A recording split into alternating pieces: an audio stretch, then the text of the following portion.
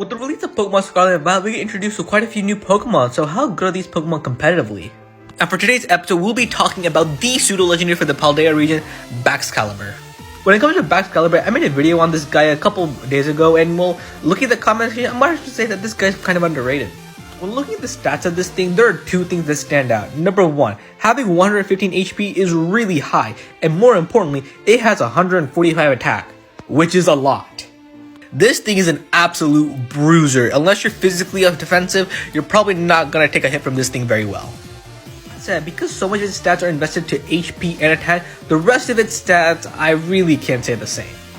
At a glance, the bulk of this thing might not seem too impressive. One thing that I think people are really underrating is the HP, because HP is in fact a very important stat when factoring for defense. So even though like none of these defenses are like 90 or above, 95 or above, this thing can still take one hit.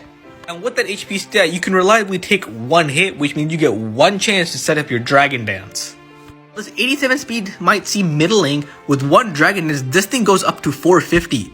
That is faster than just normal Dragapult, which is already insanely fast.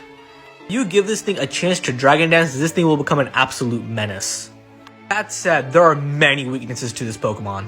One of the biggest things is that it is part Ice type, which means it has all the baggage that an Ice type has. 4 weaknesses, 1 resistance, and also one of them being you lose 25% of your HP to Stealth Rocks.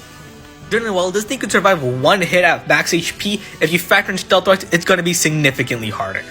Another missed opportunity that I see with this Pokemon is its ability Thermal Exchange. What Thermal Exchange does, that when Baxcalibur is hit with the Fire type move, it gets its attack raised by 1 stage.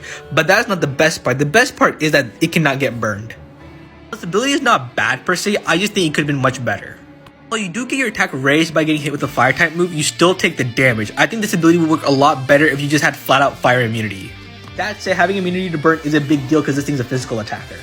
And because of that, I can only say that Thermal Exchange is okay because you can only use half the ability. And unfortunately, the hidden ability is Ice Body, which I can't say is good for this.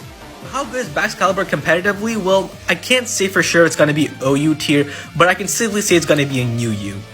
The reason why I say that is because we have a Pokemon that we can compare this to. Pokemon being Haxorus, which as you can see from its stat spread is quite similar to our friend Baxcalibur. And when looking at Haxorus, the Pokemon is consistently new U or below. So granted, even though Baxcalibur is better than Haxorus, I just don't think it is worthy of being an OU. Not only is this thing really weak to Stealth, but it's also very vulnerable to priority moves like Mach Punch and Bullet Punch. That said, even though I said that this thing will not stay in OU, it is very much usable because I use it on my OU team. What are your guys' thoughts on Baxcalibur?